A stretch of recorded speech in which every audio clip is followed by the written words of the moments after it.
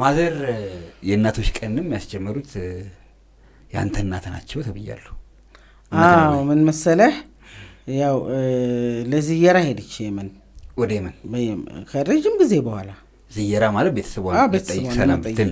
እሺ እናቷም ነበሩ በህይወት ኦኬ እህቶቿንም ለማግኘት ምናምን እና ሄዳ እዛ ቆይታ በምትመለስበት ጊዜ ብሩክዬ እንደውም ያኔ አርት ስኩል ተመርቆ ግራጁዌት አድርጎ ናዝሬት ችቦ የሚባል የቲያትር ክበብ መስርተው ነበር። እንግዲህ ብሩኬን ያው እኔ ስለምናውቀው ነውና ብሩኬ ማለት ትልቅ ወንድሙ ነው። አርት ስኩል የተማረ በጣም ጎበዝ ሰዓሊ ብዙ ነገሮች የሰራ ነው። በኋላ እናወራዋለን። ማዘር መጣ የእናቶች ቀን እኮ የመን ውስጥ ይከበራል እዚህ ለምረው ማይከበረው ምናምን ብላ ብሩክን አወራችው ታላቅ ወንድሜ እና እንደነገርኩ ችቦ የሚባል ቲያትር ክበብ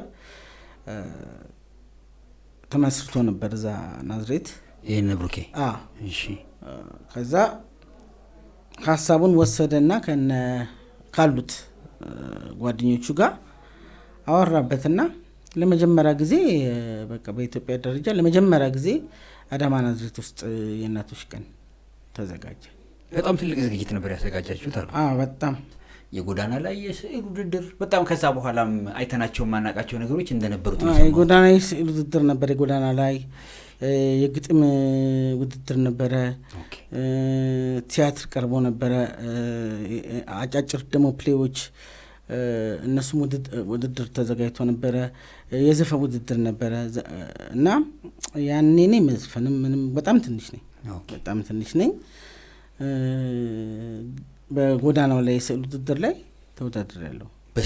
ህጻናቶች ነበር የሚወዳደሩት ስዕሉ እና ታይትል ይሰጠናል። ያው በእናቶች ዙሪያ ነው የምስለው።